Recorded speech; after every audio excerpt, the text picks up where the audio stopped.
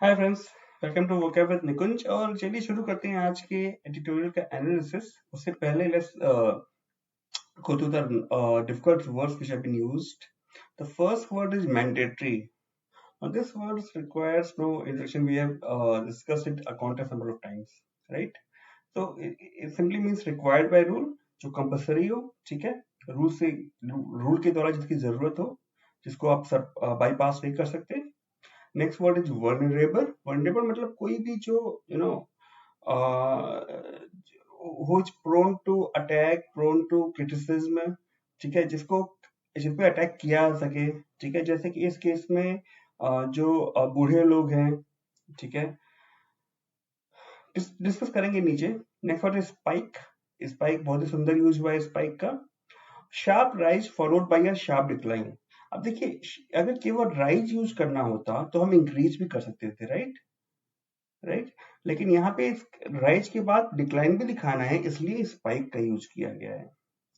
Peak, वैसे तो सब लोग जानते हैं पीक का मतलब चोटी, लेकिन यहाँ पीक का एज अ वर्ब यूज किया गया है। इसका मतलब है चोटी पे पहुंचना, तो किसी भी चीज की हाईएस्ट पॉइंट पे पहुंचना या मैक्सिमम इंटेंसिटी गेन कर लेना, सबसे ज्यादा एक्टिविटी होने लगे। Far cry is an idiom. Actually ये है फार क्राई फ्रॉम, ठीक है, ये है। इसका मतलब होता है वेरी डिफरेंट फ्रॉम समथिंग और समवन। इसका यूजेज देखेंगे नीचे, ठीक है। ईडीएम है ये, याद रखिएगा। बैकलॉग मतलब कोई भी काम ऐसा जो जैसे कि जिन्होंने बीटेक किया या एमबीए किया, वो उनके बैक लगते होंगे उस पे, उनकी डिग्री में अगर लगे होंगे तो।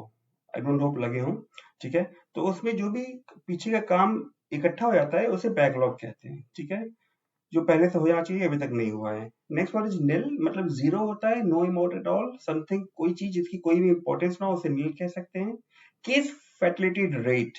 केस फैटिलिटी रेट का मतलब होता है कि जितने लोग बीमार पड़े हैं उनमें से कितने लोग का देहांत हो गया है। मतलब अगर 100 लोग बीमार थे और 20 लोगों का देहांत हो गया तो 20% भी केस फैटिलिटी रेट, ठीक है, एक पीरियड के अंदर। लीनिएज, लीनिएज का मतलब होता है, वैसे तो लीनिएज का मतलब होता है कि किसी फैमिली का कोई एंसेस्टर होता है तो वो कहता है मेरी फैमिली उसकी लीनिएज है, मतलब कि एक सोर्स से अलग अलग वो निकल रहे हैं, फैमिली मेंबर्स निकल रहे हैं। यहाँ पे लीनिएज का जो सेंस यूज हुआ है वो है डिजीज से संबंधित। नीचे देखेंगे हम लोग। कॉन्कोमिटेंट, इसका मतलब होता है कि जिसके कॉन्सिक्वेंसेस हो, जिसके दुष्परिणाम या परिणाम हो, ठीक है। Precise, sharply exact, needs no further explanation, बिल्कुल वही जो कहा गया है। कोमॉर्बिडी, कोमॉर्बिडी, सॉरी, कोमॉर्बिडिटीज, ठीक है। इसका मतलब होता है को एग्जिस्टेंस ऑफ टू और मोर रिलेटेड मेडिकल कंडीशंस, दो या उससे ज्यादा मेडिकल कंडीशंस की प्रॉब्लम जिसको हो। जैसे मान लीजिए किसी को हार्ट की प्रॉब्लम भी है, साथ में शुगर भी है, साथ में बीपी भी है, उन्हें कोमॉर्बिडिटीज होगा, ठीक है। ट्रांसमिसिव मतलब जो भी आराम से ट्रांसमिट हो सकता है, फैल सकता है एक से दूसरे को, ठीक है। Capable of being transmitted, derived और handed down from one to another, ठीक है। जो वायरल फीवर वगैरह होता है उनके बारे में बात हो रही है, वो ट्रांसमिसिव होते हैं। लीथैलिटी, ठीक है, फेटिलिटी भी बोल सकते हैं, तो क्वालिटी ऑफ बीइंग डेडली, जानलेवा होना, ठीक है। ऑनसेट मतलब होता है बिगनिंग या अर्ली स्टेज की हुई चीज का। तो आज का जो एडिटोरियल है वो है कोविड रिस्ट्रिक्शंस को की जो नॉर्म्स हैं, जो रूल्स और रेगुलेशन हैं, उनको इजी करने का टाइम आ गया है, ऐसा कह रहा है हिंदू एडिटोरियल, ठीक है। ये कह रहे हैं कि मास्क जो है वो कंपलसरी होने चाहिए केवल उन लोगों के लिए जो कि नाजुक स्थिति में है, या फिर जो लोग प्रोन टू अटैक हैं, प्रोन टू गेट सिक हैं, ठीक है। और हेल्थ केयर सेटिंग्स में, जैसे कि हॉस्पिटल वगैरह में मास्क मैंडेटरी होनी चाहिए, बाकी जगह मास्क का जो रिलैक्सेशन है वो दे देना चाहिए, ठीक है। मैंडेटरी समझ में आ गया आपको, याद रहेगा। वनरेबल भी समझ में आ गया, आगे बढ़े। अब ये देखिए क्या कह रहा है। जो तीसरा विंटर शुरू हो रहा है इंडिया में, ठीक है, जब से कोविड की पहली लहर आई थी जनवरी 2020 में, उसके बाद से जो डेली इन्फेक्शन है कोरोना वायरस का, वहां से देखा जाए तो स्मॉल स्पाइक था। अब देखिए यहाँ पे स्मॉल इंक्रीज भी कह सकते थे, जैसा मैंने ऊपर कहा है, राइट। लेकिन स्पाइक क्यों कह रहे हैं? क्योंकि स्पाइक आया फिर डिक्लाइन भी तो आया, केवल स्पाइक ऐसे ही तो नहीं जा रहा है, राइट। इसलिए स्पाइक का यूज हुआ है। अदरवाइज इंक्रीज का यूज भी हो सकता था, ठीक है।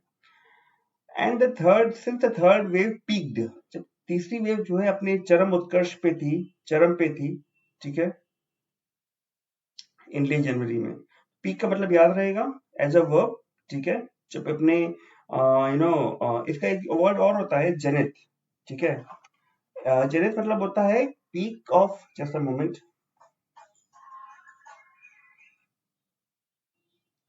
जेनिथ का मतलब होता है पीक, ठीक है, और नादिर होता है उसका एंटोनियम, मतलब होता है बिल्कुल नीचे, ठीक है। तो पीक का ये मतलब हो गया बिल्कुल, जेनिथ मतलब बिल्कुल अपने टॉप मोस्ट पोजिशन पे। Next is a phrase a far cry from, ठीक है, इसका मतलब होता है वेरी डिफरेंट फ्रॉम समथिंग और समवन, राइट। तो अगर ये देखा जाए कि जो टेस्ट पॉजिटिविटी रेट है और नंबर ऑफ हॉस्पिटलाइजेशन है, ठीक है, due to moderate to severe कोविड-19 डिजीजेस, ये सारी चीजें लो लेवल पे हैं, ठीक है, जो कि बहुत डिफरेंट हैं उस समय से जब सेकेंड वेव का पीक चल रहा था 2021 में। समझ में आ गई बात, ठीक है। इसीलिए इनका कहना है कि मास्क वगैरह मैंडेटरी ना हो और चीजें रिलैक्स हो जाएं। केरला ये कह रहे हैं कि Kerala has been reporting some backlog deaths, मतलब केरला में कुछ बैकलॉग डेथ्स हैं, कुछ अकाउंटिंग का काम या कुछ काम नहीं हुआ होगा, उसकी वजह से जो डेथ्स पहले हो चुकी है उनको अभी रिपोर्ट किया जा रहा है, इसलिए प्रोबेबली थोड़ा इंक्रीज दिख रहा है।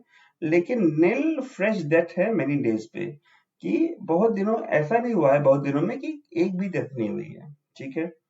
तो नेशनली जो केस फैटिलिटी रेट है, जो मैंने आपको ऊपर बताया कि कितने लोग बीमार पड़े और उसमें से कितने लोगों का देहांत हुआ, वो 1.19% है, मतलब 100 में से 1.19 लोग नहीं रहे, ठीक है, जो बीमार थे नवंबर 22 में, ठीक है। ये रेट बहुत कम है अगर कंपेयर करें आप कोविड की जो सेकेंड वेव था उससे। उसके बाद देखिए लीनेज की बात हो रही है, तो जो कोरोना बीमारी थी उसके कई वेरिएंट्स थे, राइट। तो ओमाइक्रॉन जो वेरिएंट था, ठीक है, वो उसका सब लीनिएज था क्योंकि उसी फैमिली से वो निकल के आया है, ठीक है। और उसके बाद रिकॉम्बिनेंट लीनिएज भी है, ठीक है। वो ये कह रहे हैं कि ओमाइक्रॉन जो था और रिकॉम्बिनेंट जो लीनिएज है उसने केवल एक छोटी सी स्पाइक पैदा की थी फ्रेश केसेस में, लेकिन कुछ ऐसा पैदा नहीं किया कि कि एक ड्रास्टिक इंक्रीज हो हॉस्पिटलाइजेशन की या डेथ्स की इंडिया में, ठीक है। कॉन्कॉमिटेंट मतलब कि समथिंग विथ रिपरकशंस या कॉन्सिक्वेंसेस, यूजुअली बुरे कॉन्सिक्वेंसेस, ठीक है। तो ऐसा कोई कॉन्सिक्वेंशियल इंक्रीज नहीं आया, ठीक है, कि बढ़ते जा रहा है और बढ़ता ही जा रहा है और फैलता ही जा रहा है इस तरह से, ठीक है। समझ में आ गई बात। नेक्स्ट व्हाट इज प्रिसाइजली, तो कह रहे हैं कि India made mask wearing optional for air passengers precisely because of the improve corona situation. तो क्रॉन सिचुएशन इम्प्रूव हो चुकी है बिल्कुल इसीलिए इंडिया ने जो एयर पैसेंजर्स है उनका मास्क वेयरिंग को ऑप्शनल कर दिया है, ठीक है। नेक्स्ट वर्ड इज कोमॉर्बिडिटीज, ठीक है। तो जो वल्नरेबल पॉपुलेशन है उनके लिए उनको ये सलाह दी जाती है कि जो एल्डरली हैं, जो बड़े लोग हैं, बूढ़े लोग और जिनको कोमॉर्बिडिटीज है, वो कम से कम एक मास्क पहने ताकि इन्फेक्शन का दर कम हो, ठीक है। जो लॉन्ग कोविड है क्या मतलब है यहाँ पे, कि कोविड जो यहाँ लंबे समय तक रहने वाला है वो रियल है, ठीक है, वो सचमुच में है, दिक्कत भाई प्रॉब्लम तो है, और पोज करता है हेल्दी पीपल को भी एक रिस्क पोज करता है, ठीक है। वायरस इवॉल्व हो रहा है और जो इमर्जिंग वेरिएंट्स हैं, जो आने वाले वेरिएंट्स हैं, वेरिएंट्स ऑफ कंसर्न, ठीक है, ये एक टर्म है, वेरिएंट्स ऑफ कंसर्न। एक और टर्म से related variant of this thing, कुछ था वो मुझे याद नहीं आ रहा, लेकिन ये एक प्रॉपर टर्म है, इसको आप गूगल पे सर्च करिएगा तो आपको एक डेफिनेशन भी मिलेगी इसकी, हमने एक पहले एक्सप्लेन भी किया है इसको, ठीक है। तो जो आने वाले वेरिएंट्स हैं वो ज्यादा ट्रांसमिसिव होंगे, जल्दी जल्दी फैलेंगे, ठीक है, और उनकी लिथैलिटी प्रिडिक्ट नहीं की जा सकती, ठीक है, कि वो कितने डेडली होंगे, वो कितने घातक होंगे, कितने जानलेवा होंगे, उसको प्रिडिक्ट नहीं किया जा सकता, क्योंकि ट्रांसमिशन जो है वो होता है डिजीज के आने से पहले ट्रांसमिशन होता है, ठीक है। तो जो डिजीज का अर्ली स्टेज होता है राइट? उससे पहले ट्रांसमिशन हो चुका होता है तो उसको प्रिडिक्ट नहीं किया जा सकता कि कितना लीथल होगा। तो ये था आज का एडिटोरियल।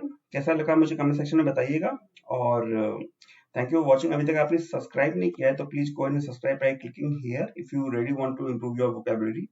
चलिए मिलते हैं अगले सेशन में, तब तक के लिए कीप वॉचिंग। Bye bye.